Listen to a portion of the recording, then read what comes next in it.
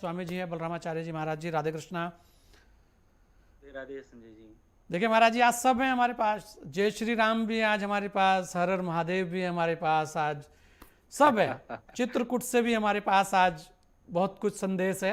लेकिन आप देखिए, अगर बलरामाचार्य जी आप देखें वर्तमान की स्थितियों में राजनीति करने के लिए भी आप सुझाव दीजिए। अच्छा है, विपक्ष का काम है सुझाव देना। जिस तरीके से कभी कभी अखिलेश जी ने कहा है कि कुछ व्यवस्थाएं अच्छी होनी चाहिए और उसमें सुधार हुआ, क्योंकि विपक्ष जब बताएगा कि भाई आप यहां नहीं, यहां इस तरीके से कीजिए, तो शायद सरकार भी वो कार्य करती है, क्योंकि विपक्ष का काम ही सुझाव देना है। अच्छे और सकारात्मक सुझाव दें, वो अच्छी बात है। लेकिन ये कहां तक सही है कि आप कुंभ के औचित्य पर सवाल उठा दें, आप ये कहना शुरू कर दें कि गंगा कौन सा भूख मिटाएगी, आप ये कहना शुरू कर दें कि ये जल है, ये गंदा है।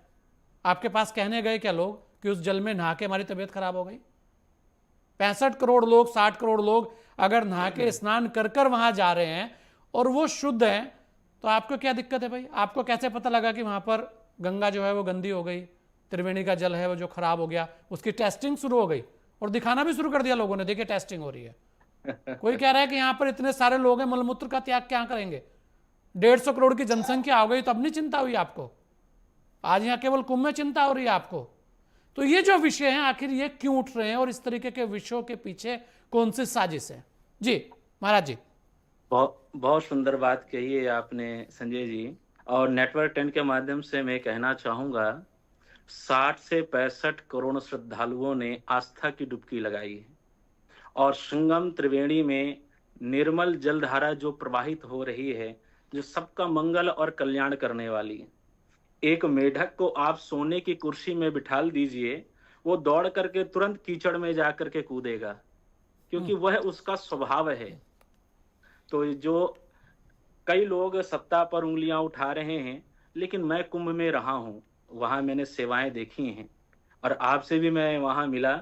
जी तो मैं ये कहना चाहूंगा कि जितने भक्त लोग वहां पहुंच रहे हैं, चाहे हमारे मुख्यमंत्री जी हों, चाहे प्रधानमंत्री जी हैं, चाहे राष्ट्रपति हैं, सब जाकर के आस्था की डुबकी लगा रहे हैं। लेकिन सत्य बात यह है, गंगा कभी मैली नहीं होती। गंगा मैया तो सबके पाप धुलने वाली हैं। कुंभे कुंभ करम पुण्यम, प्रयागराजे स्नानम शुभम, और सर्व पाप विनाशाय जीवनम सुखदम भवेत। जो सभी के जीवन को सुखमय बनाए, ऐसी त्रिवेणी संगम है जो पाप को धुलने वाली है। वो नहीं है कि पापियों के पाप धुलते धुलते गंगा मैया मैली हो गई हैं। नहीं, वो गाना सुन रहे होंगे ज्यादा शायद। मुझे भी यही जी लग रहा है, राम तेरी गंगा मैली हो गई, पापियों के पाप धोते धोते। हाँ। लेकिन यहाँ पर गंगा मैया प्रवाहित हो रही हैं। और मैं ये कहना चाहूंगा नेटवर्क 10 के माध्यम से, इतना विशाल और 144 वर्षों बाद ये जो दुर्लभ योग बना, और आस्था की डुबकी लगाने के लिए देश से ही नहीं, विदेशों से भी श्रद्धालुओं वहां पहुंचे हैं। अब पूज्य कृपालु जी महाराज ने बड़ी सुंदर बात कही, जो गीजर में नहाने वाला व्यक्ति है, गर्म पानी में नहाने वाला व्यक्ति है, सुख सुविधाओं को प्राप्त करने वाला व्यक्ति है, उसको तो मैलापन दिखाई देगा, क्योंकि उसके चश्मे में धूल जम चुकी है। जब तक वो आस्था रूपी चश्मा धारण नहीं करेगा, उसको पता नहीं चलेगा कि कुंभ की कितनी सुंदर भव्यता रही है, दिव्यता रही है, और ये अमृत महाकुंभ रहा है। ज्यादा तेज गर्म पानी में नहाने बड़ा से चश्मे पे वो आ जाता है, फोग आ जाता है ना महाराज जी? ज्यादा गर्म पानी से नहाने से। जी हाँ, ठंड का समय था जिससे वो फॉग आ गया है। और मैं ये कहना चाहूंगा कि आस्था रूपी चश्मे को लगा करके देखें कि वहां पर इतने बड़े बड़े भक्त आले, वहां बड़े जी बड़े एक्टर आ रहे हैं, स्नान कर रहे हैं, देश विदेश से लोग आकर स्नान कर रहे हैं। तो श्री गंगा मैया, जमुना मैया, सरस्वती, त्रिवेणी संगम प्रयागराज अशुद्ध नहीं है वहां का जल, ना अपवित्र है। जो कहने वाले हैं वो वहां जाकर के दूसरे मजहब में देखे, जहां पर पैर धुले जाते हैं, कुल्ला किया जाता है, जहां का जल सीमित होता है। यहाँ सीमित नहीं है, यहाँ का जल अपार है और प्रवाहित होता रहता है। साइंस भी इस चीज को कहता है कि जो प्रवाहित हो रहा है, जो जल धारा बह रही है, वो हमेशा शुद्ध होती है और सब कष्टों को दूर करने वाली त्रिवेणी संगम है। और मैं वृंदावन धाम से हूँ, यहाँ जमुना मैया प्रवाहित हो रही हैं।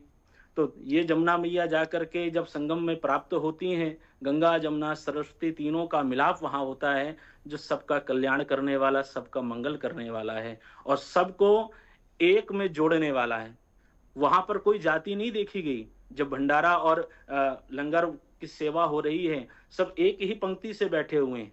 और मैं वहां के सफाई कर्मचारियों का धन्यवाद करना चाहूंगा, कितनी आस्था के साथ उन्होंने कितना सुंदर काम किया है। और नेटवर्क 10 के माध्यम से मैं कहना चाहूंगा, कहीं भी मुझे गंदगी नहीं दिखाई दी और वहां एक एक चीज का ध्यान रखा गया।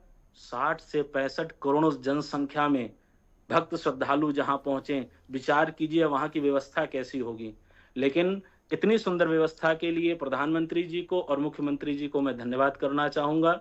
और कुछ लोग उस मेढक की भांति होते हैं, जैसे कि मैंने कहा कि उनको सोने की कुर्सी में भी आप बिठा दीजिए, वो दौड़ करके कीचड़ की ओर भागते हैं।